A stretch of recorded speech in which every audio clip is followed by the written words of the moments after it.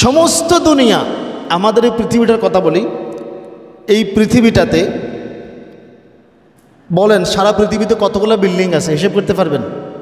এই পৃথিবী এবং তার মধ্যকার যত বিল্ডিং, যত সম্পদ আছে সব যদি একসাথ করা হয় জান্নাতি একটা ইটের সমতুল্য নয়। মুগীরা ইবনে শুবা রাদিয়াল্লাহু তাআলা আনহু বলেন, নবী সাল্লাল্লাহু আলাইহি ওয়াসাল্লাম বলেছেন, একদা মূসা আলাইহিস সালাম, কোন নবী, কার নাম বললাম?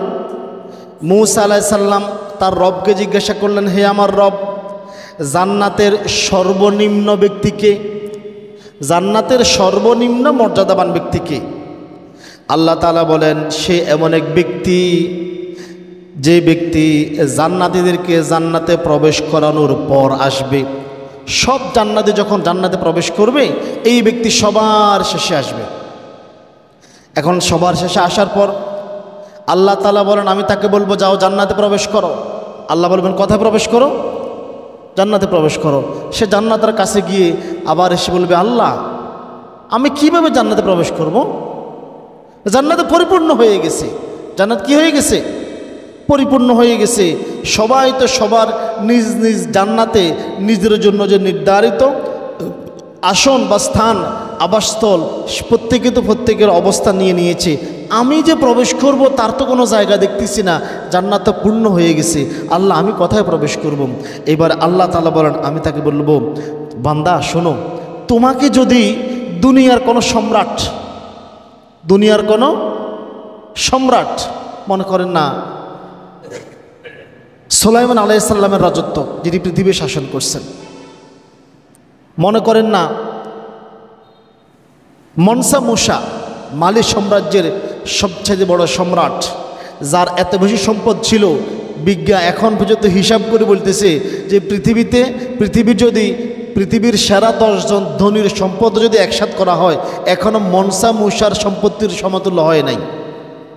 আপনাকে যদি দ্য গ্রেট আলেকজান্ডারের সাম্রাজ্যের সমপরিমাণ সম্পদ দেওয়া হয়, আল্লাহ তাআলা তাকে বলবেন, তোমাকে যদি দুনিয়ার কোনো সাম্রাজ্যের পরিমাণ তোমাকে সম্পদ দিয়ে দেওয়া হয়, তুমি কি সন্তুষ্ট থাকবে?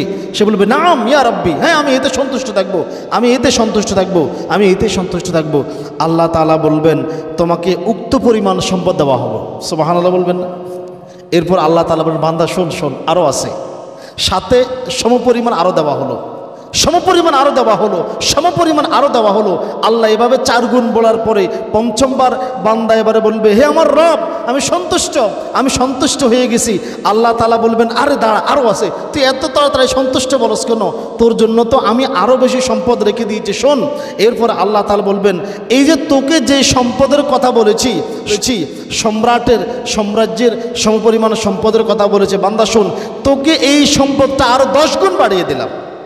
আল্লাহু আকবার। সম্রাট আলেকজান্ডার,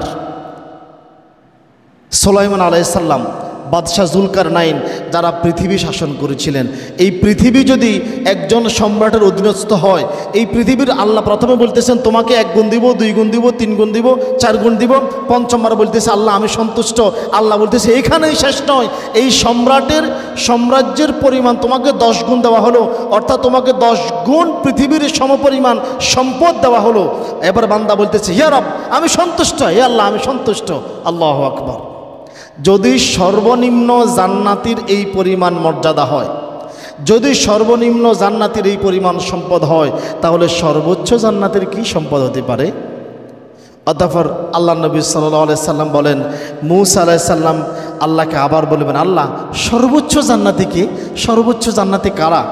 তারা?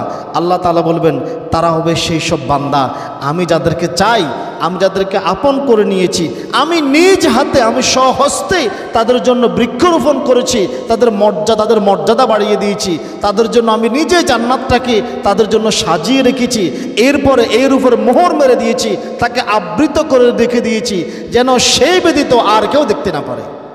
আল্লাহু আকবার। সর্বোচ্চ জান্নাতি কারা? তাদের জন্য জান্নাত তাদের নির্মাণ করতে আল্লাহ যে তৈরি করছেন, আল্লাহ বলতেছেন আমি এটাকে আবৃত করে রেখে দিয়েছি, এটার উপর মোহর মেরে দিয়েছি যেন পৃথিবীর কোনো মানুষ এটাকে দেখতে না পারে।